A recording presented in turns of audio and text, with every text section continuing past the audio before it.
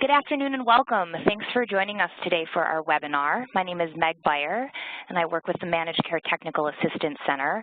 I'm excited to kick off and pass over this webinar to our colleagues at the New York eHealth Collaborative. They'll be walking through some information on behavioral health information technology for home and community-based service providers. Before we start walking through the content of today's webinar, I just wanted to walk through some housekeeping and logistics quickly. So just very quickly, for those of you who have joined us before on any webinar, we do have the capability of having questions chatted in throughout the webinar process. We will be reserving time at the end of the webinar to answer these questions. So although you can chat in questions throughout the entire webinar, we'll save time at the end to answer these questions.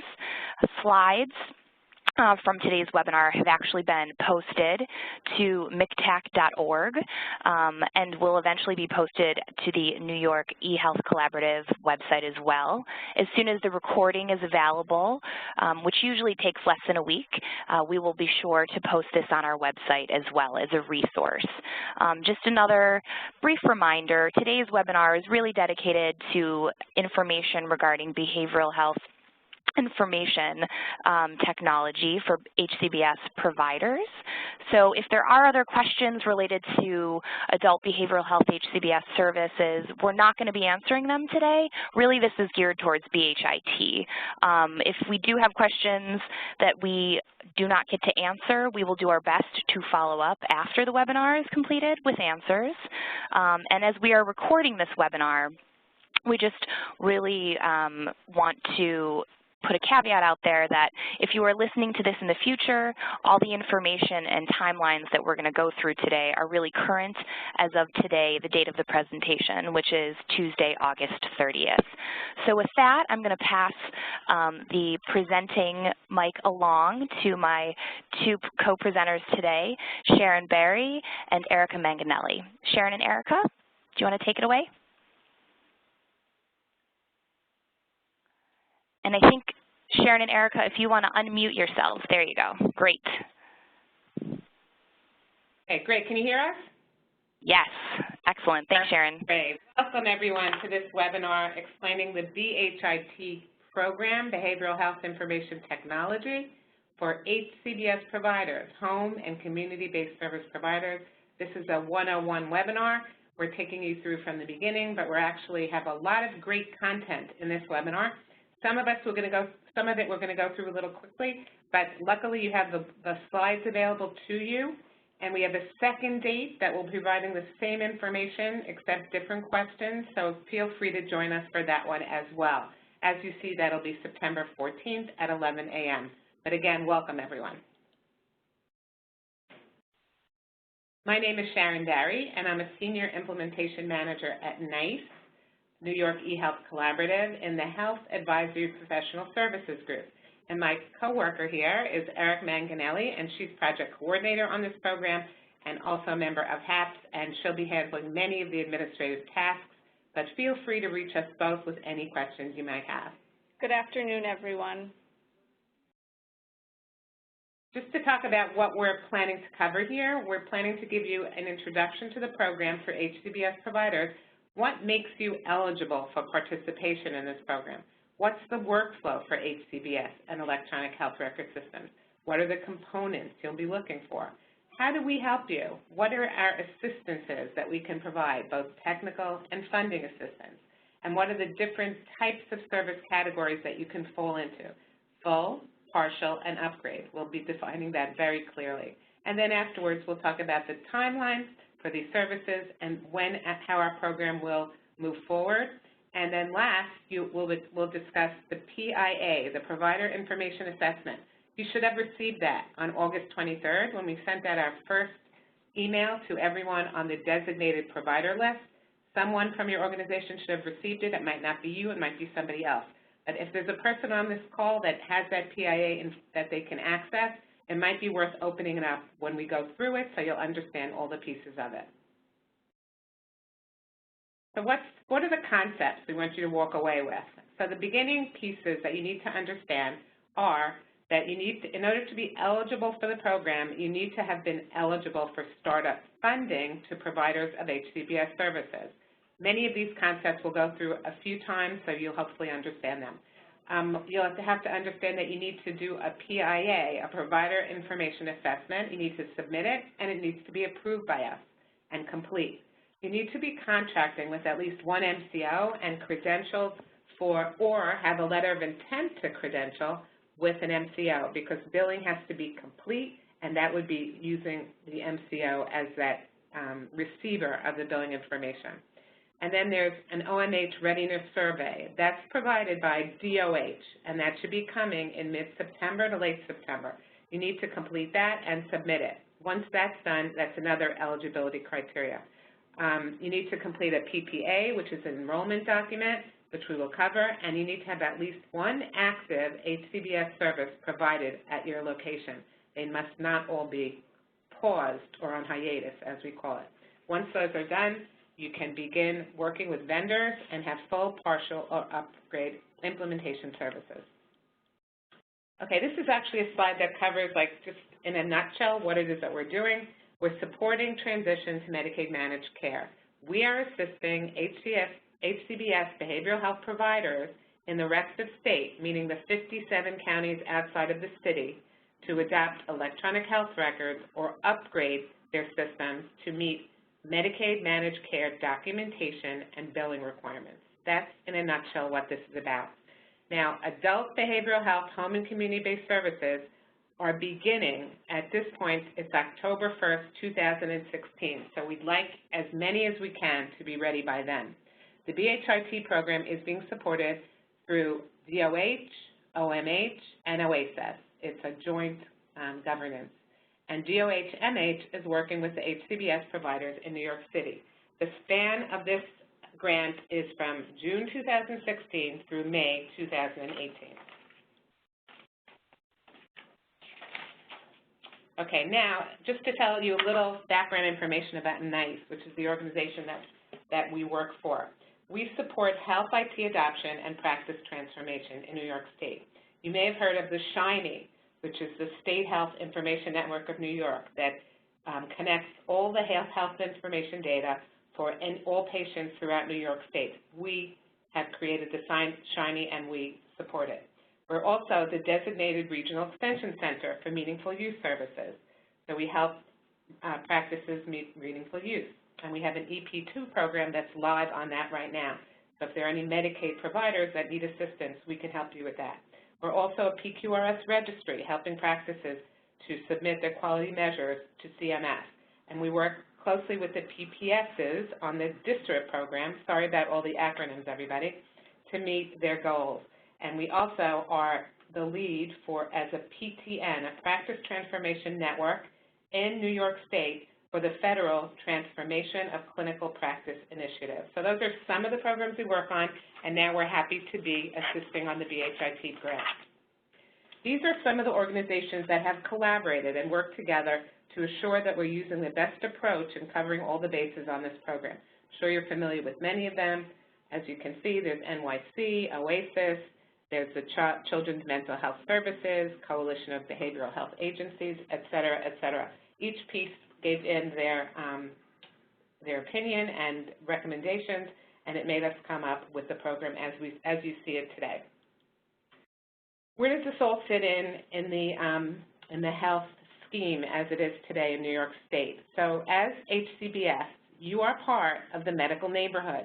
One of the key points today in reform is to have all aspects, all of the stakeholders in the medical neighborhood to share information and work together so that we can reach better outcomes with lesser admissions to hospitals. Those are some of the goals. And this is all part of the value-based care initiative, which is what we're called today, away from fee-for-service, which was not as efficient and too costly. And the goal is to have better outcomes and improved quality of care.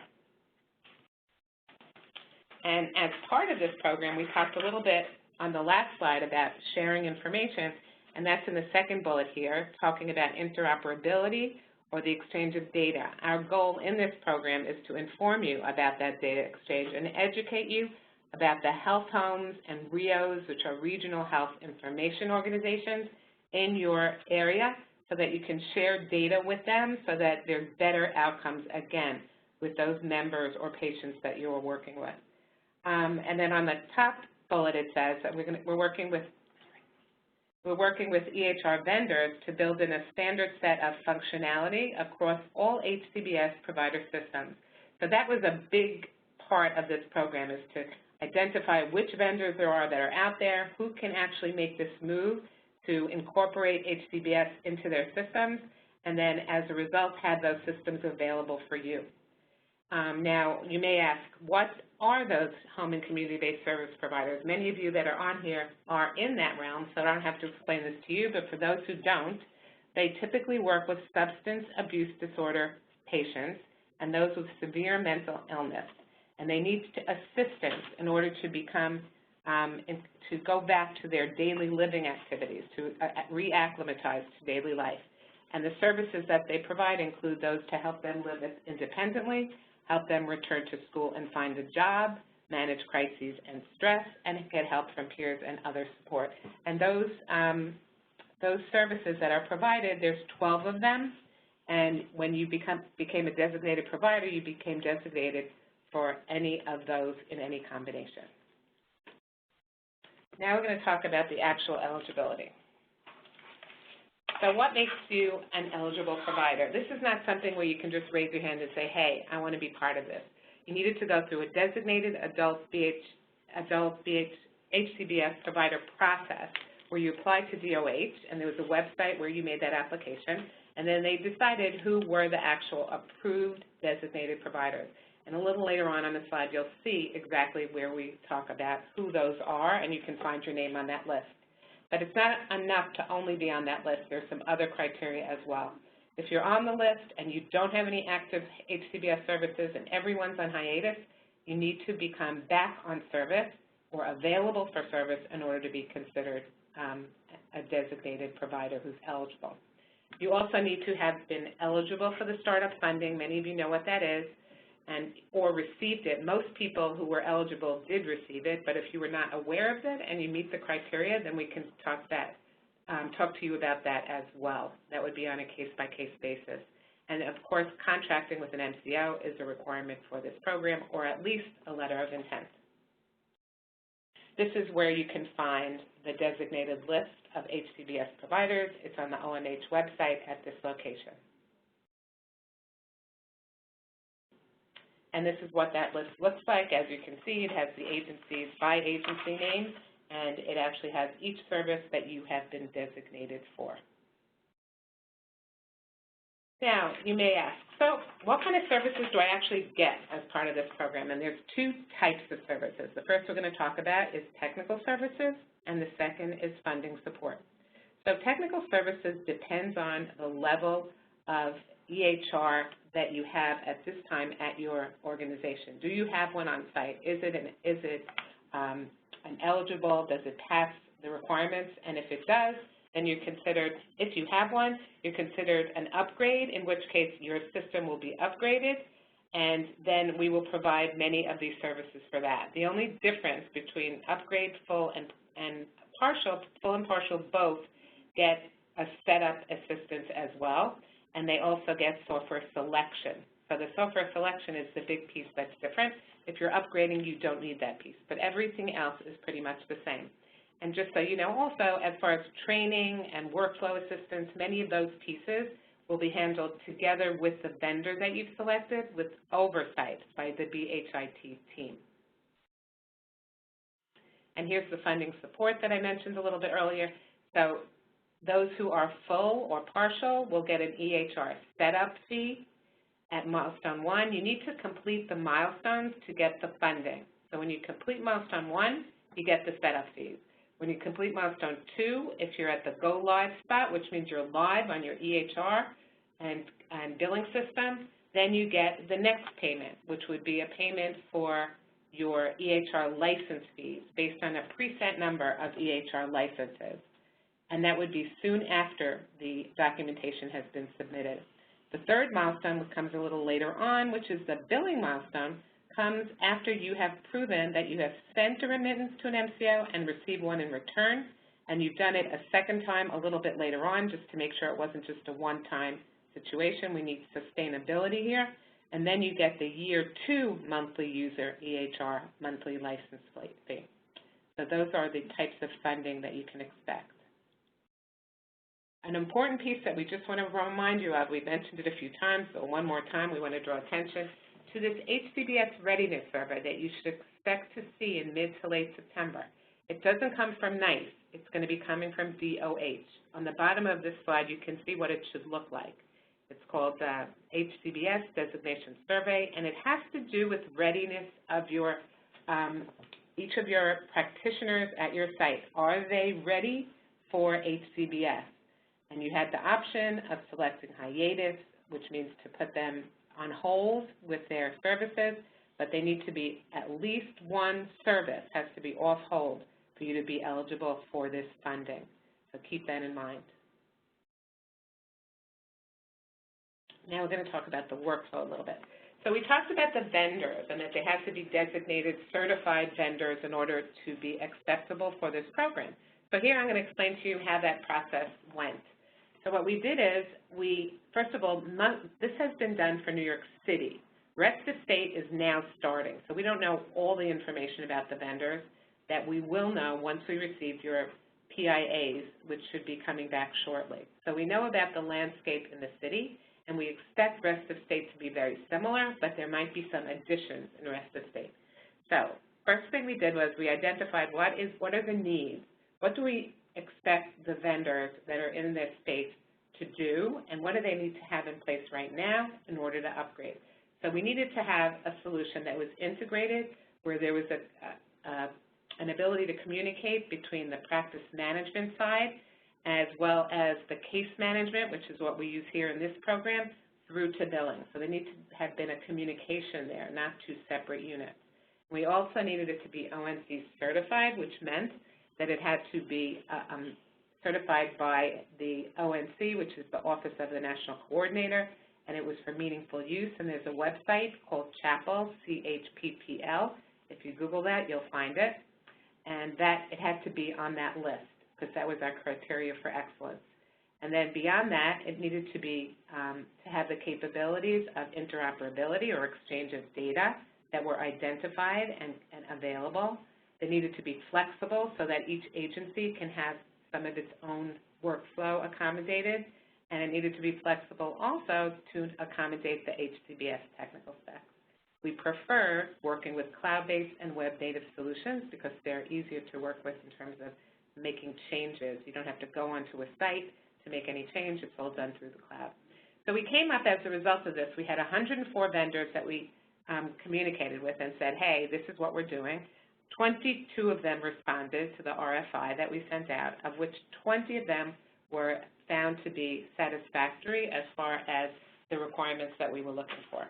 And those 20 we put on a list. And what was that list? It's called the pre-qualified vendor list. And I'm going to show you a picture of what that looks like and where to find it. But I would say to you that this is a list of only pre-qualified. This is not the list we'll be going by for making matches with those that need a new selection of an EHR. Those are just the ones that can then take their systems and upgrade to HCBS. And only when it's been upgraded and okayed by us, it moves to the second list, which is called the qualified vendor list. Right now we have 2 vendors. We're very excited to say that the team over at NYC has been working very closely with the vendors, and they've identified 2 vendors that have satisfied the criteria and expect another 4 within the next few weeks. So we should have 6 very soon on that list. Those would be the 6 that you can select from, and we'll match them with what makes most sense for you. So that's that second list. Okay. And this is what the qualified vendor list, pre-qualified vendor list looks like. And again, it might expand a little bit in rest of state. We expect there'll be a few extras that have not been found in the city that are users that are certified that match the criteria, and we'll be working with them to check on all that and add to the list if we need to. And there's the link on the bottom that shows where those the pre-qualified vendor list can be found, and the qualified vendor list can be found in the same place. And this is where we actually find out the information from you. I mentioned the provider information assessment that came in the mail on August 23rd to you or to someone at your location, and that is where we ask you to put in the names of the EHR that you're using, the version you're using. Are you using a separate billing system, or is it part of the original EHR that you're using, and what versions of each are you using? And we need to know if you have different ones at different sites. This is how we build our data and we understand what the landscape is. So once we have that information, we'll be going to you to make sure you have the technical needs, the hardware needs at your site.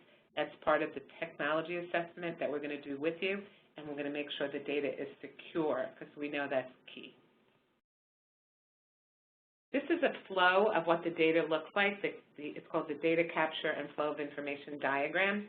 And what on the left side is all the typical EHR system information that you would need in the first column. The middle column is what you would be adding as an HCBS provider, information about your patients, such as their consent for services, consent to release information, all kinds of specific to HCBS information. And on the right side is the delivery of HCBS services. That's the flow that you will be going through when you actually use the EHRs for the HCBS services. Note that the light peach squares, rectangles, are the ones that are billable services. So those are the ones that are going to send out to the managed care organizations and receive a response, which can be a response saying denied.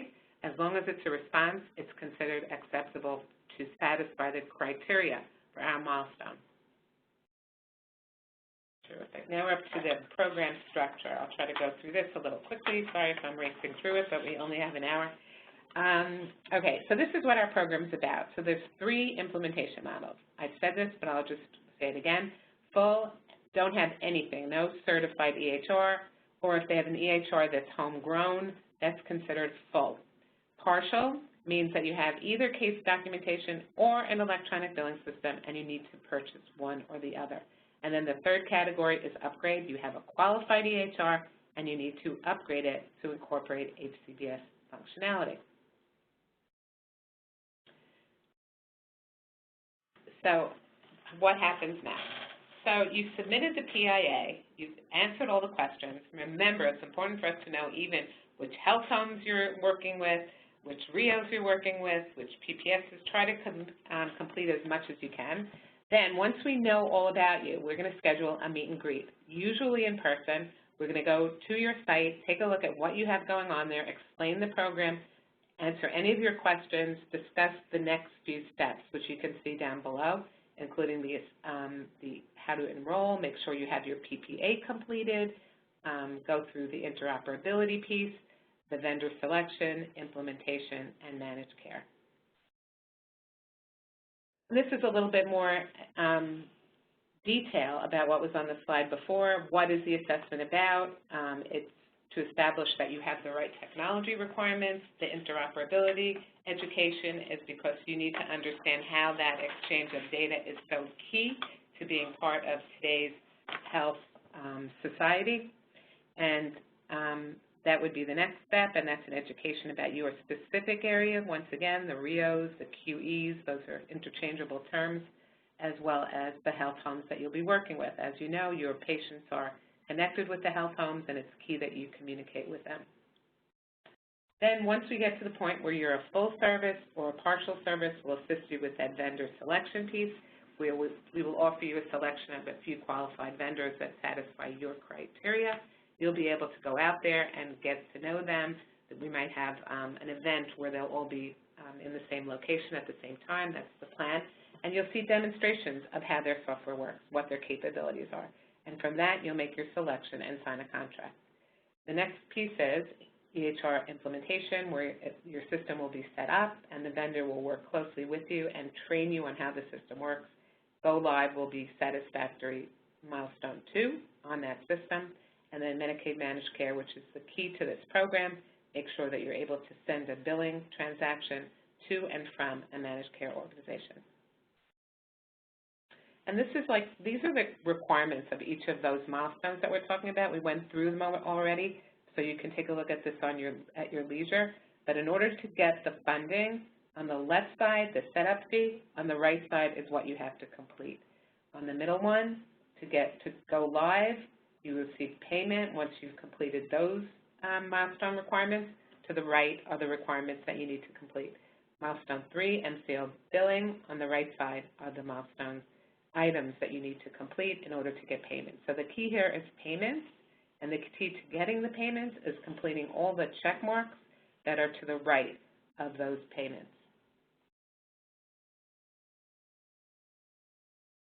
Now, that about covers what I was going to be speaking about. So I'd just like to go over a couple of questions that have come up frequently on this program, just to make sure you understand these pieces of it. So one question is, do we have a preference for the type of vendor system to be selected? And the answer is, our preference is a cloud or SaaS integrated qualified EMR billing system, again, because we find it more flexible, easy to work with, easy to make modifications. So that is our choice. Most of the systems that we're working with are available in that method. How and when are the payments made? That was the question that's come up already. And the answer is they're made soon after the provider milestones are complete. But if the milestones are not complete, payments will be made. And note that it says standard. There's a standard payment amount per organization. It's not going to be per vendor. It's by meeting certain requirements or being in an area in one of the implementation services categories. Thank you. So that's the answer to that. And what if I have funds that are left over after my EHR has been implemented? That's a really good question. There will be, in some cases, money left because we're just giving you a round number rather than a specific number. And the answer is that we will have guidance that has been developed already, and it's available for you, and you need to spend only on the items recommended in guidance. And you should keep track of how you're spending and keep your invoices. And what is the timeline for executing? Any contract that has been executed between June 1st, 2016 and December 31st, 2017 is a qualified contract for our program. Note that the New York City program is started earlier, and as a result, contracts from an earlier time period were available for that, but ours start June 1st, 2016. Guidance. Now, there are a number of other BHIT grants out there that have been issued within the last year or period, and the question has come up, how do I know what I spend my money on, where's the intersection of these grants? And note that there's guidance in that regard here, and you can see the link and the name of the document, spending guidance for providers receiving multiple HIT grants. So important to read that, and if you have any questions down below, OASIS and OMH can be contacted with any questions. This is just to give you a timeline of where we stand today and what some of our goals are and when we expect to get to them. These are just general ideas. They may change depending on circumstances, but just so you have an idea of what to look for and when. So as you see, today's the first webinar. Looking forward to saying that's complete once we finish the second one. We sent out the assessment on August 23rd. Again, if you haven't seen it, contact us. The enrollment contract is in process. It's being developed right now, and it should be done in the next week or two, and then we will be ready to complete enrollments. And then the other pieces, step by step, you see, we spoke about them, take a look at them, and they're pretty self-explanatory. Next, I'm going to turn it over to my very capable assistant, Erica. We welcome you, and take it away. Good afternoon. My name is Erica Manganelli. Most of you I've probably emailed with already. As Sharon has said, the Provider Information Assessment, or the PIA, was sent out via email by myself last week on August 23rd. If you did not receive it and you are the main contact or the lead for your organization, or if you were the person that submitted the application for approval and you did not receive anything, please email me at my email address that's on this page, as well as at the beginning and the end of this presentation. I'm more than happy to help you and give you the necessary tools. As well, it should be noted that a part of this grant is a startup a startup grant. And if you are not aware or you don't remember if you received money for that, once again, please email me, contact me via email or my work phone, and I'm more than happy to guide you and let you know what is going on. Aside from the provider information assessment, it should be noted that, again, as for what Sharon said, that the New York State OMH Readiness Assessment must be completed. This assessment will be getting emailed out between the middle and end of September, and it is necessary in order to continue with this grant. So now let's talk about the provider information assessment.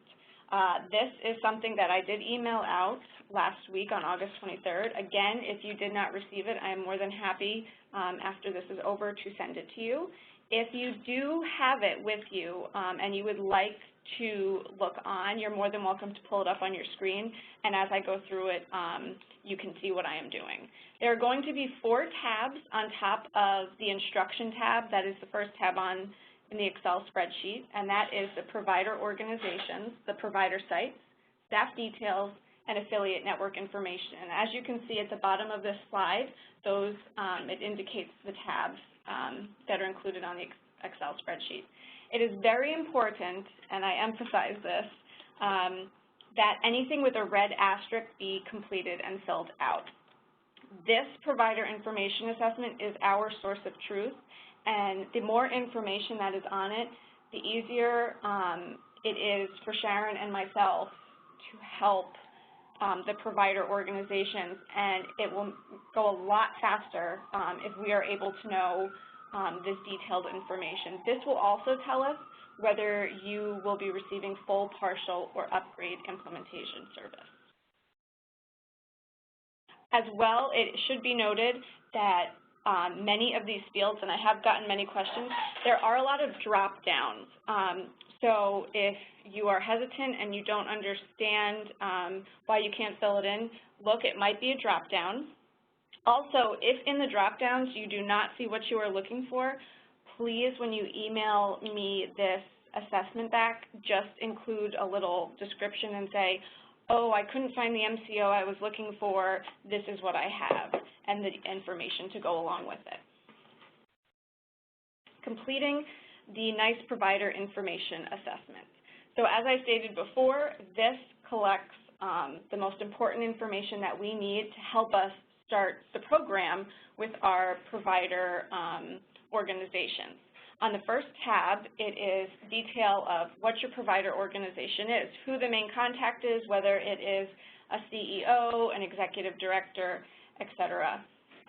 It is also very important for those who have partial or who will be doing partial or upgrade services that you note what your billing system is and or what your EHR vendor name is. This is going to be crucial, and it's going to help us move you along faster. Going to the next tab, we are talking about the provider staff and services details. This is important because this is going to tell us who your staff is. And HCBS providers can be anywhere from who is going to be doing billing for you, your administrative staff, a counselor, a psychiatrist, a licensed social worker. These are important people, and this is going to determine the number of licenses that are needed for your organization. We also understand that many organizations have not hired specific people, whether you are on hiatus in a specific service or whether you just have not hired those people because you have not received the referrals. That is okay, and there are instructions on how to work with that. We are hoping that you can just estimate how many HCBS staff you are going to need with their expected hire date. This is going to help us because it gives us a good number of how many licenses you will end up needing. Along with that, as most of you know, there are 12 HCBS services. And in this section, there are 12 columns for each service. If your HCBS If you use any of those HCBS services, we ask you to use the drop-down to fill them out, as well as put the status next to them, which is also a drop-down. And that may be you're either providing services, you're on hiatus, you're designated and prepared to provide services, or you are de-designated. Once again, and I can't reiterate this enough, it is very important for us to know this information because this will help us help you move forward with the process faster.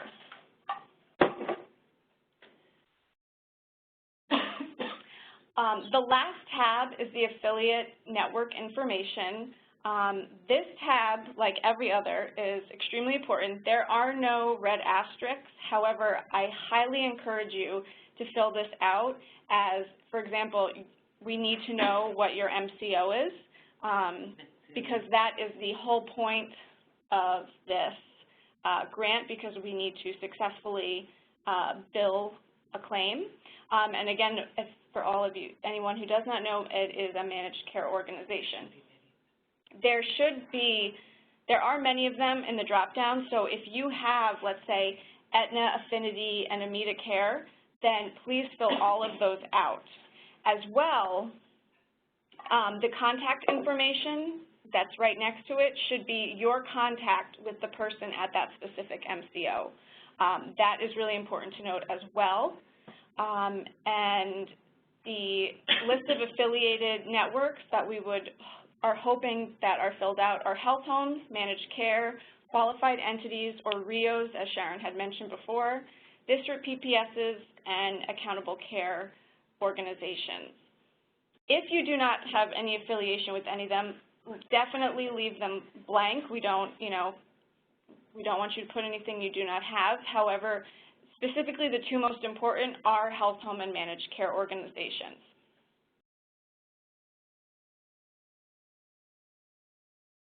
Moving on from the provider information assessment, the next step is the provider participation agreement, or the PPA. As Sharon mentioned before, there are a significant amount of acronyms, and we apologize, but that is just the world that we now work with in behavioral health. This provider participation agreement is going to be an agreement, a legal agreement between the provider organization and NYC, and this is going to outline everything that both parties are responsible for throughout the course of the program.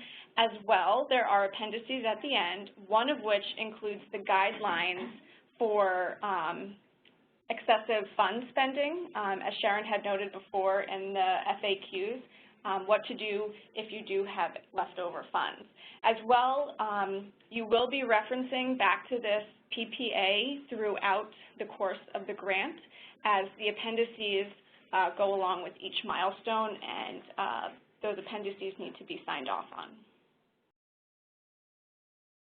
Next steps. So next steps after the provider information assessment and the provider participation agreement, we have some important takeaways. We want to ensure that there is a smooth implementation for this program for our rest of staters. In order for that to work, we have certain requirements that need to be met. Have you received the startup fund, which is what I discussed earlier? If you are not sure or do not remember if you did, please contact me via my email address, and I can inform you and let you know if you have or not. And you can also go online to find out if you are eligible, and I can provide you with that website after this webinar. As well, have you completed the provider information assessment? Once again, that was sent out on August 23rd, and if you did not receive it, and you should have, please let me know. I have already started receiving a good amount back, and I greatly appreciate that.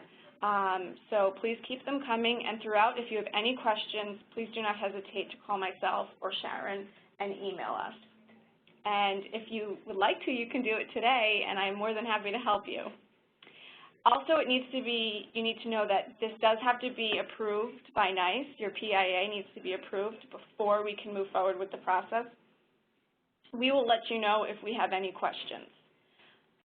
Again, to reiterate what Sharon stated, it is important that you are either contracted with or have an LOI with a managed care organization. This is also going to be part of the process along with the PPA. As well, lastly, to reiterate once again, have you completed and returned the OMH Readiness Survey, which will be distributed between the middle and end of September. This is going to ensure that we can move on to the next steps by the DOH. Once the provider information assessment has been completed, you will be receiving a welcome packet, and this welcome packet has an HIT assessment, the provider participation agreement. That's only two of the things that the welcome packet has, but this will be received and will be discussed during our meet and greet that we will be setting up after Sharon and I collect all the information and analyze it. Please make note once again that you must have at least one active HCBS service, that they can all not be on hiatus. After that, the vendor services can begin, so that's exciting. So at this time of the presentation, Sharon and I are happy to take any questions. Again, this information on this slide is our contact information and a little bit about ourselves. I guess, Megan, if you have any questions that you see. Yes, absolutely. Thank you. So I think I might, before I get into questions, just wanted to highlight two things that might be of help and assistance to those who are dialed in today on the call. One of which is the fact that Sharon and Erica have mentioned that there are a lot of acronyms in our world in behavioral health today, and one of the things that the Managed Care Technical Assistance Center has done is to compile a managed care language guide that really takes into account all of the different acronyms. It's an interactive glossary of frequently used managed care terminology, and if you go to our website and click on the header where it says tools, you can find the acronym and language guide for managed care right there. So I wanted to highlight that. And then before we dive into questions, I also wanted to highlight, because this was actually a question that we got a couple times, and thank you to those providers who chatted this in, just a question about where and how these slides are going to be made available. So the slides are currently on the MCTAC website. My colleague Jocelyn, who's doing the back-end WebEx work today, she's a wizard, actually circulated the link via the chat box. So if you click on the link, you'll have to plug in your information and your email address, but you can access the slides there today and download them. And then, oh yeah, go for it. Yeah, I just want to say one more thing. You drew my attention to this. We have a reference materials area at the back of our slide deck that we didn't want to talk to, but is here for anybody who gets the deck. And it includes a little bit of a glossary of terms, so that might be helpful to understand the things we were talking about. So that's helpful. And then there's also a detailed workflow of really how this program works, courtesy of NYC. They put this together. Thank you to Hector and team. And then there's two. One is about the delivery of services and then just reference. And this one is actually a workflow that MCTAC had put together. So, you know, if you want to understand a little bit more down deep about how this program all fits together and what the actual workflow is as a deliverer of HCBS services, this is your place to look for anybody who's interested. Sorry about that. Thank you. No, that's great. More resources, the better, Sharon. And to just give a little credit where credit is due, the workflow that Sharon highlighted, that's the HCBS workflow, that was really developed with our state partners. So that was DOH, OMH, and OASIS that kind of helped put that together. We've been assisting the state on doing in-person trainings, walking providers through the workflow. So I think we'll get started with some questions. I'm going to see if my colleague Boris is on the line and if he might want to select the first question. Hi, Meg, I am, but go ahead. No, you got all the questions, so go for it. So, okay, so our first question, and this is going back to something that Sharon and Erica, I think you emphasized this quite a bit, but I think this question might have come in before, so this might be a quick one. A provider asked if an organization can take 1 to 2 HCBS services off hiatus and leave others on hiatus and be eligible. Yes, the answer to that is, It's a good question, and that is that as long as they have one service that is not on hiatus, they're considered eligible. So they can have some on hiatus and one is active or two are active. It also good to know that a service can only be on hiatus for a year, so it has to come off hiatus within the year. So I hope that is helpful. Yes, for that question. Right, and that year deadline is actually be checked on by DOH, and it's part of that readiness that they're discussing and determining the parameters of the year. Great. Thank you for clarifying that. Okay. Next question. So this is from a provider. Let's see. Will there be any, so the RIOs were mentioned, I believe, on the webinar, and this provider is wondering if there is going to be any funding for the RIO interoperability. That's another very good question, and this grant is actually going to be informing and educating about that interoperability. And our goal would be, as a next step, hopefully to be able to do that funding, but that is not yet anything that's happening at this time. These are great questions so far. Great. Okay. So this next question gets to the list of vendors.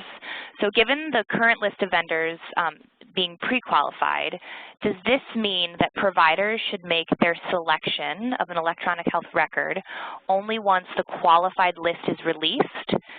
And as a follow-up to that, how should we document HCBS services in the meantime?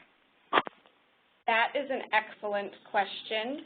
To start that off, Sharon and I both agree and would like to tell everyone, whatever you do, please do not contract with any vendors at this point.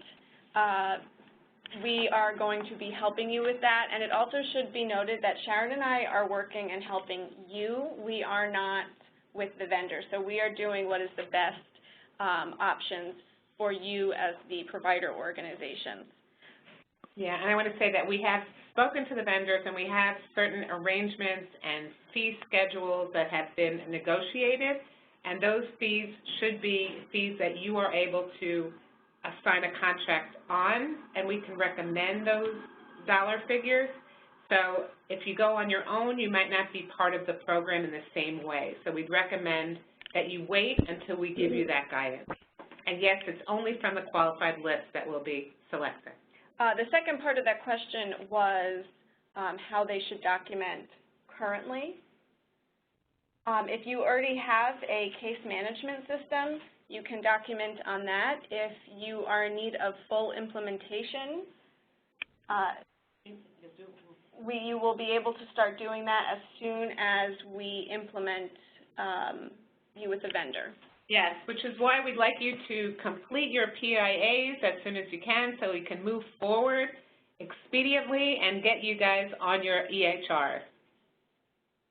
And speaking of PIAs, our next question is actually wondering if we could clarify what the acronym PIA stands for one more time.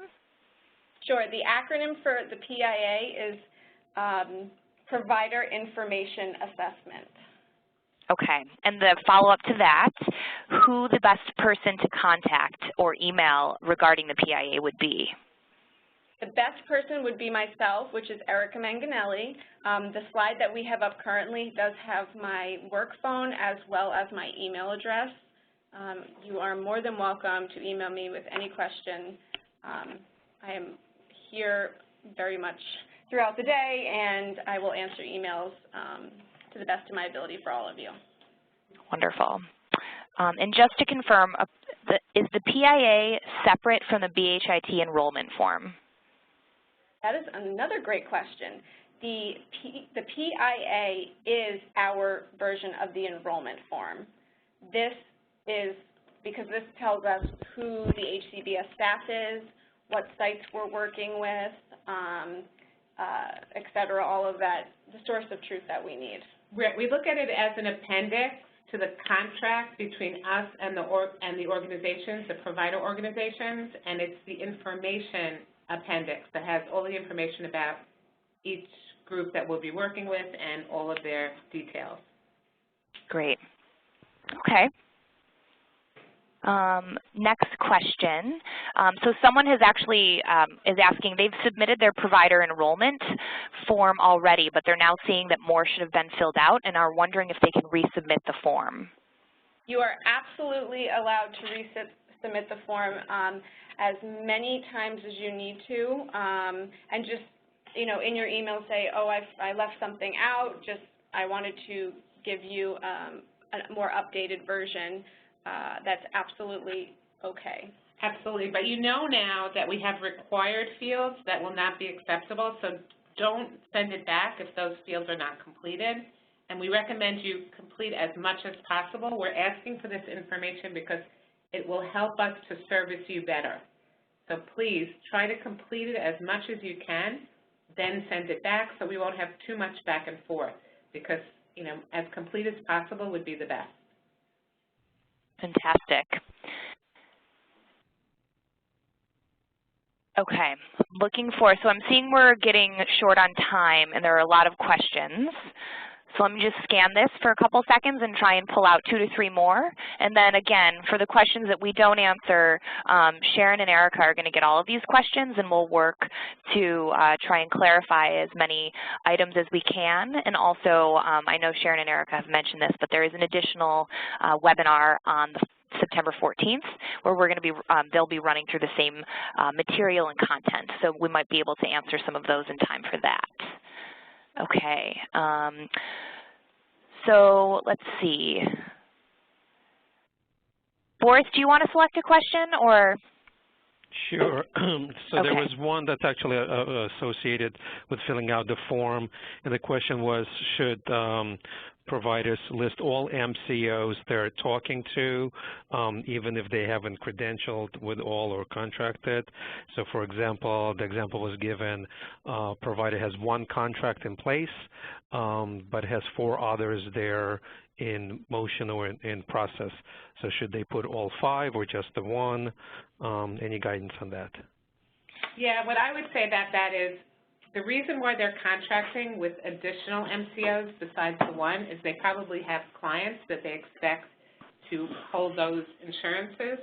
So I would say that they should include any of those that are logical for them to be sending billing information to and receiving back payments from.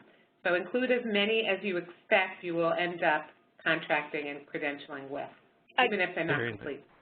I think, again, it goes back to this is our source of truth, so we'd rather more information than less. Right, and especially there's a reason. It's a logical thing that they will be contracting with those that are for their client base. Gotcha. Is there another question here? Is there going to be a maximum number of users that would be allowed to, or licenses, I guess we can also say, that providers can request? You know what, we're going to ask you to be truthful in the number that you expect will be using the system, and you should include those in that PIA that we're talking about. We're going to be giving you a sum of money based on a certain number, which is a fixed number, and I believe there'll be a couple of categories depending on a certain number, and then the next number, and then the next number. So it'll go up to a cap. So if it's above that cap, then you guys would be responsible for any additional funding for that. So that would be my recommendation. And it also should be noted that the licenses are for new HCBS staff only. This is not for already HCBS staff. This is for new HCBS staff. And it's not for staff that are outside of HCBS either. This is an HCBS program, and those are the ones that we're going to be providing licenses for. Gotcha. Okay, thank you. Meg? Yes. So let's see. Just reading through the list. Is there a deadline? Let's see. Can we just review the deadline? I think that was in the presentation. So the deadline? Yep. Oh, yep, sorry. Which deadline are we looking for? I think in particular for this question, it was the PIA deadline. All right, so originally the PIA deadline was September 7th, but after further conversation, Sharon and I decided we would like everyone, or give the people who will be doing the September 14th webinar the opportunity to listen and make any corrections they need to. So at this current moment, the new deadline is going to be September 21st. So for those of you who were worried about getting it finished by next week, you do have time. For those of you who have already submitted it, if you want to go back and look to make sure that you did everything that you needed to do and that it was correct, by all means, please do that. I also want to make one note from the provider information assessment. I spoke to a provider organization this morning, and they indicated to me that in order to get the MMIS number, which is going to be on the provider organization tab, Social Security numbers for the providers need to be submitted to CMS. With that being said, if your board or your organization does not feel comfortable doing that, you are more than welcome to bypass that. I understand how, the security of Social Security numbers, and I understand that people aren't very keen on giving them out, and I don't blame them. So I hope everyone understands that you are more than welcome to bypass that question. That one field. And yes. Let me just say that September 21st deadline is not too far from October, when we expect these services to be billable and where the program starts. Because October 1st, 2016 is when HCBS providers in rest of state are scheduled to begin this process. So again, we're trying to move quickly because we'd like to have you ready as soon as we can, and best to return it as soon as you can. Anybody on this call should have heard this explanation, so try to get it done today, tomorrow, so we can gather as much information as we can and then move forward and service you and provide you with the funds that you can use. Okay. All right. So with that, it is. Yeah. Go ahead. Go right ahead, Boris. No, you got it. Okay, so I was just going to say it is 1 o'clock. I do want to be respectful of everyone's time. Again, we did record this and hope to post the recording of this webinar on our website within the next week. The slides are already up there. And all of these questions, I do want to thank everyone for chatting in. We are going to get these to Sharon and Erica as soon as possible. And again, if you do have additional questions, Sharon and Erica have listed all of their contact information on the slides, and you can follow up with them. So Sharon and Erica, anything you'd like to add before we close out? Thank you very much for everybody that listened into this webinar. Again, come back to us with any questions, and thank you to MCTAC for helping us by co-hosting this program. Thank you very much. And we encourage everyone that was on this webinar to attend the September 14th in case any information was missed or any new questions happen to come up. Great. Thank you. Thanks so much, everyone. Thanks. Take care. Bye-bye.